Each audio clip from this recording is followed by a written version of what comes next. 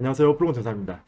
제가 지금 강의 영상 촬영하다가 급하게 문득 생각난 게 있어요. 이거 가르쳐주면 좀 도움이 되겠는데 싶은 건데요. 제가 커뮤니티나 쪽지로 많이 받는 질문 중 하나가 이거예요.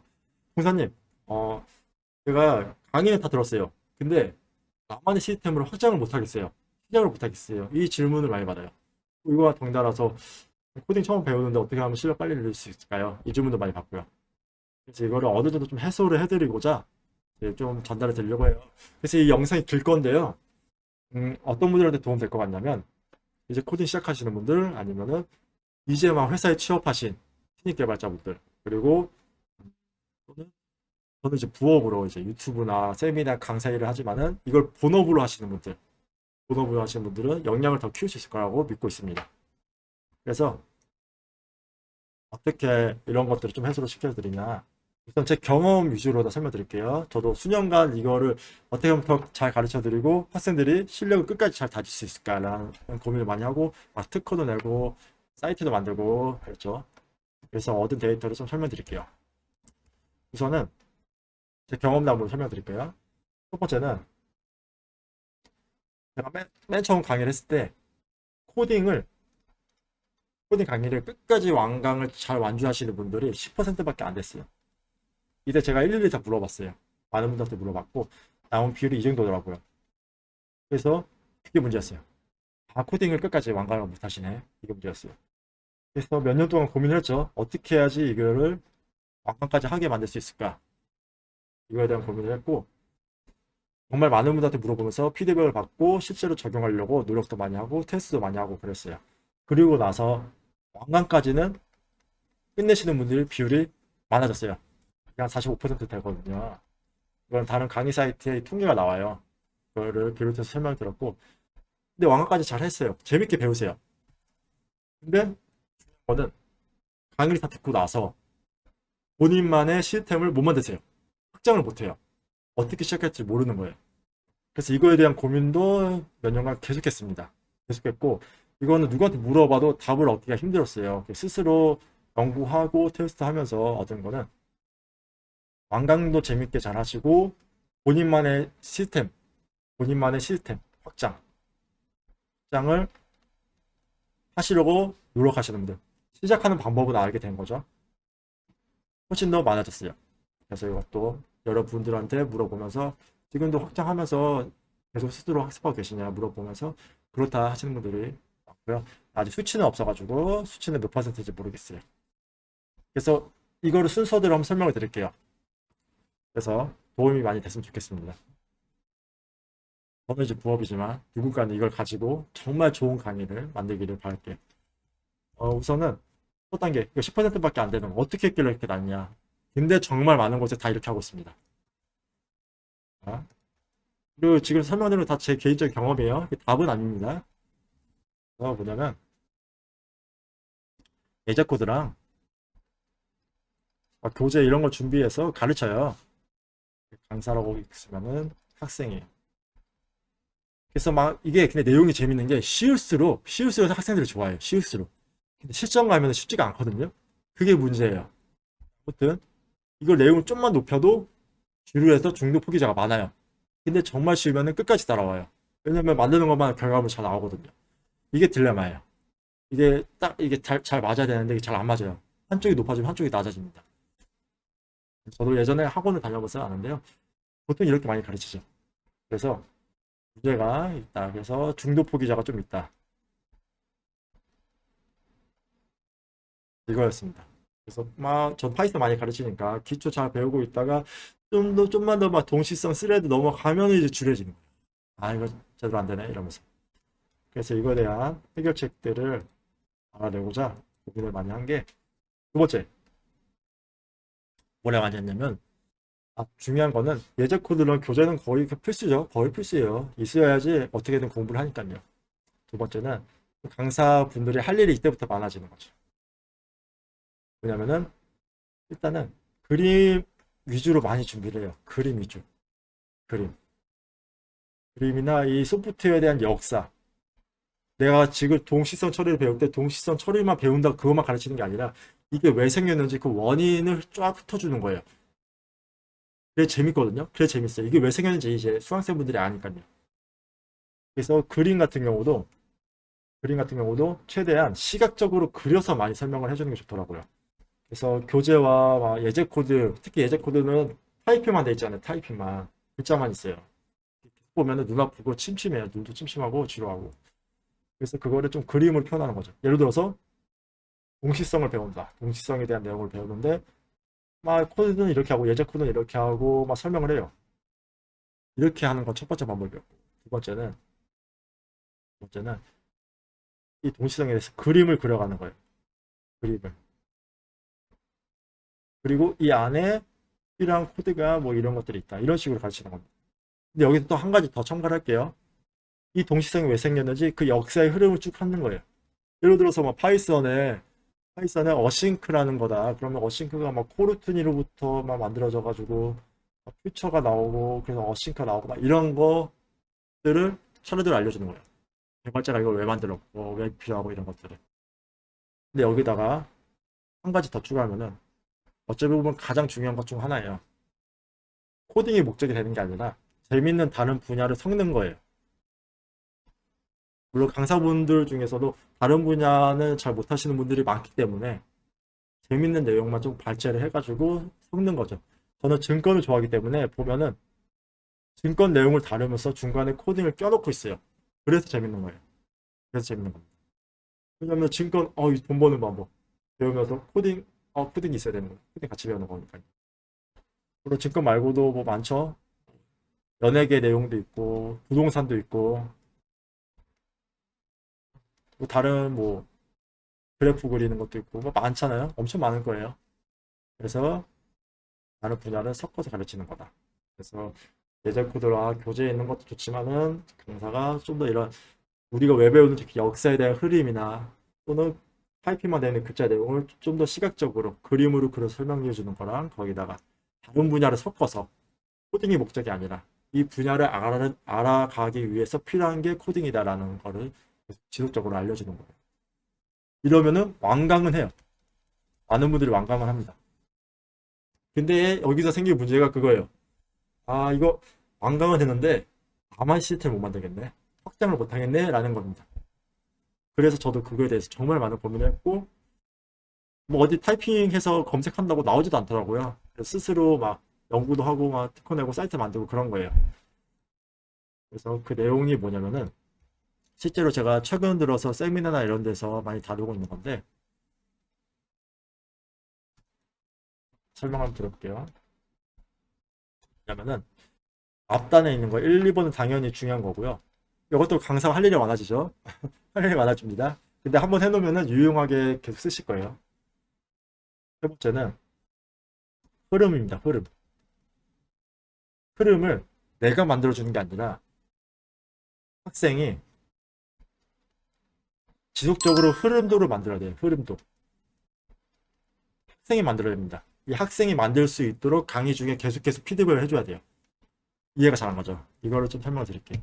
자, 우선은 앞단에 2번까지 해서 완강까지 잘 마치게 해놨어요. 그거는 학생들의 흥미를 잘 끄고 학생들도 끝까지 한다는 게 보장이 된 거죠.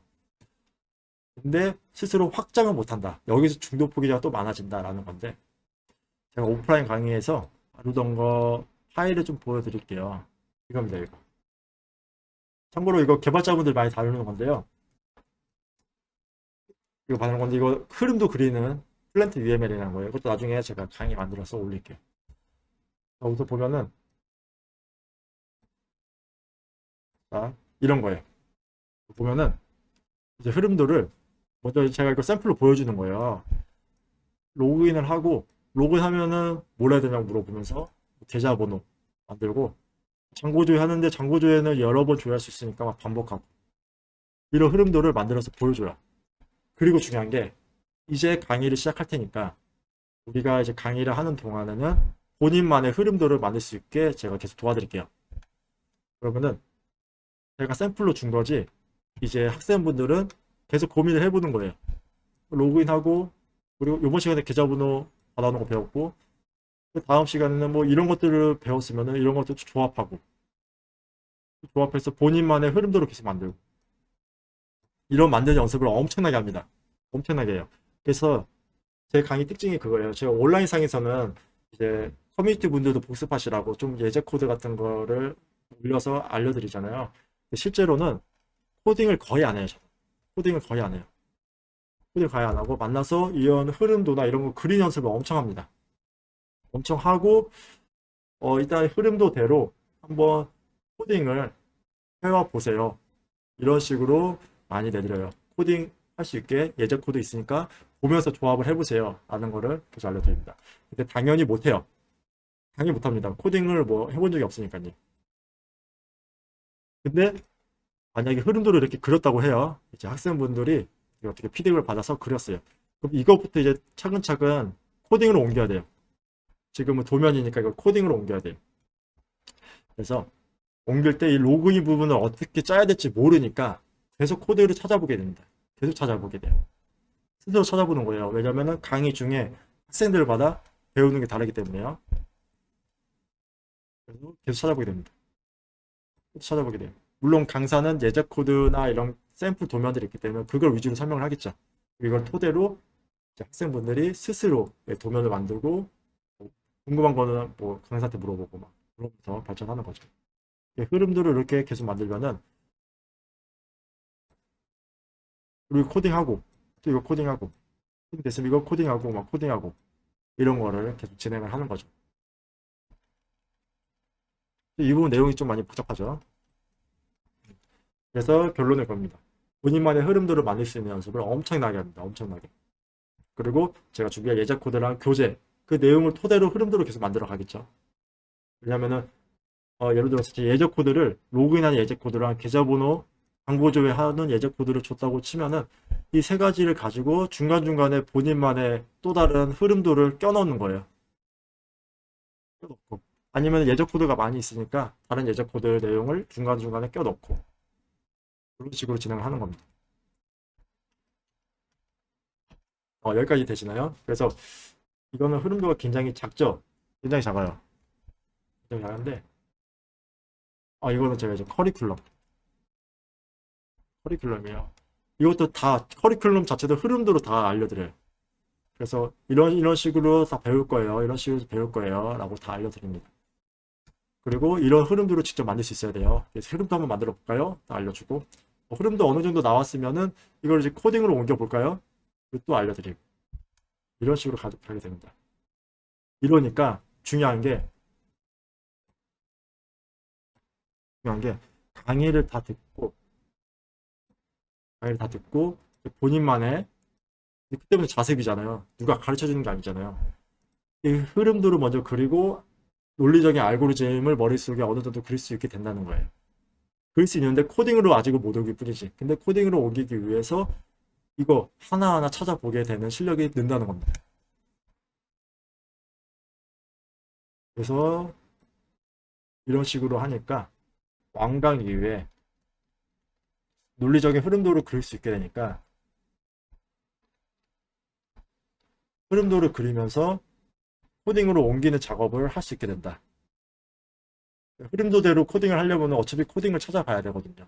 제가 드린 예제 코드에서도 찾아볼 수 있는 거고 부족하다면 더 추가로 찾아보게 되는 거고 이렇게 하니까 스스로 원하는 알고리즘을 확장하는데 중도 포기자가 많이 줄었다라는 겁니다. 그래서 이런 방식 이렇게 설명되어 있습니다. 그리고 실제로도 흐름도 같은 경우 제가 신입 개발자분들도 알아두고 좋다고 하잖아요. 신입 개발자분들에서도 흐름도를 그릴 줄 모르시는 분들이 생각보다 많아요. 물론 회사에서 하는 업무마다 다르겠지만요. 그래서 이 흐름도로 저 같은 경우는 코딩을 할 때 항상 옆에다가 흐름도 창을 띄워놔요. 코딩을 막 해요, 이렇게. 그러면 옆에 흐름도 창을 띄워놓습니다. 왜 띄워놓냐? 우선은 제가 예를 들어서 흐름도 창을 이런 식으로 그려 놓았다고 할 때 이거 그대로 코딩으로 옮기겠죠? 그대로 코딩으로 옮기고요. 코딩으로 옮기고요. 근데 만약에 제가 이 코드를 수정을 해야 돼요. 수정을 할 때 먼저 흐름도에서 확인을 합니다. 이거를 만약에 내가 수정을 하면은 이쪽과 이쪽에 타격이 있을지 없을지 왜냐면 이 논리적으로 코딩을 확장시킬 때 문제가 생길 수 있으니까요. 이렇게 해서 이거 수정할 때 이런 부분을 좀 고려해야 되는구나라는 게 보입니다, 한눈에. 이게 코드에다가 주석을 아무리 많이 달아도 이런 문제점들이 생길 확률이 높아요. 그래서 나중에 코딩이 갈라엎는 경우가 많습니다. 그래서 이제 코딩을 막 완강하신 분들이 이런 식으로 확장을 할 때 이런 흐름도가 안 그려지는 거예요. 안 그려지고 코드도 잘 모르니까 더욱더 안 그려지는 겁니다. 그래서 계속 타이핑을 바로바로 진행을 하니까 중간에 또 갈아엎고 에러가 나도 왜 에러가 나는지 찾는 경우가 힘들고 그런 게 많아졌다는 거예요. 근데 반대로 이걸 그리는 연습을 하면서 이걸 코드로 옮기면서 할 때는 에러가 발생해도 원래 이제 흐름도를 코드로 옮기려고 노력했으니까 에러가 발생해도 그 에러를 스스로 찾고 해결하는 능력이 많이 향상이 됐고 그리고 코드도 논리적으로 딱딱 맞게 그려지는 경우가 많았다. 제가 유튜브에서 저도 예제 코드 설명하는 거 위주로 많이 올리지만은 실제로는 이런 식으로 해보는 게 굉장히 도움이 많이 되실 거라고 생각합니다. 그 답은 아니에요. 이건 그냥 제 경험입니다. 경험이라서 안 맞으신 분들 계실 거예요. 그래서 맞을 것 같은 분들만 생각을 해서 진행을 해보면 될 것 같아요. 마지막 한 번만 정리하면은 첫 번째, 얘는 예제 코드나 뭐 교재로 진행을 하고 그리고 난이도가 쉬울수록 수강생들이 재밌어하고 완강률이 높아지고 반대로 난이도가 높을수록은 완강률이 떨어진다. 그리고 코딩을 다 끝내도 스스로 확장을 못한다. 그래서 일단은 두 번째 완강률 높이는 거는 여기다가 그림이나 소프트웨어에 대한 역사적인 설명과 같이 곁들여서 설명하는 거와 플러스 가장 중요한 다른 분야를 껴서 그러면은 다른 분야 들어오면 진짜 재밌잖아요. 막 과학 채널 우리가 물리학자도 아닌데 과학 채널 재밌게 보는 것처럼. 그리고 여기서 더 나아가서 이렇게 해도 스스로 확장하는 데는 좀 많은 애를 먹으시더라. 그래서 여기서 흐름도 그리는 연습 위주로 많이 한다. 코딩 설명도 중요하지만은 코딩보다 흐름도 그리는 연습을 더 많이 시키면은 어차피 흐름도를 이제 코딩으로 옮길 때 코드 흐름도로 옮길 때 이때 이제 코드를 찾아보려고 많이들 노력하시더라. 자연스럽게 코딩 실력이 늘더라. 그래서 완강 이후에도 스스로 확장하는데 흐름도를 그려가면서 확장을 하시더라. 라는 겁니다. 이해됐을까요? 그래서 이 내용이 문득 생각나서 좀 전달드리려고 이 영상을 촬영했어요. 그래서 누군가한테는 좀 도움이 됐으면 좋겠고요. 혹시 그래도 이거에서 좀 더 딥하게 궁금하신 분들은 물어보시면 제가 댓글로 또 알려드릴게요. 아무튼 저는 이게 부업이고 전문 강사가 아니라서 좀 부족한 내용이 많은데 누군가는 이걸로 더 발전시켜가지고 정말 멋진 강의를 만들어 주겠습니다. 자, 그러면 지금까지 프로그램 동산이었고요. 행복한 코딩 되세요. 안녕.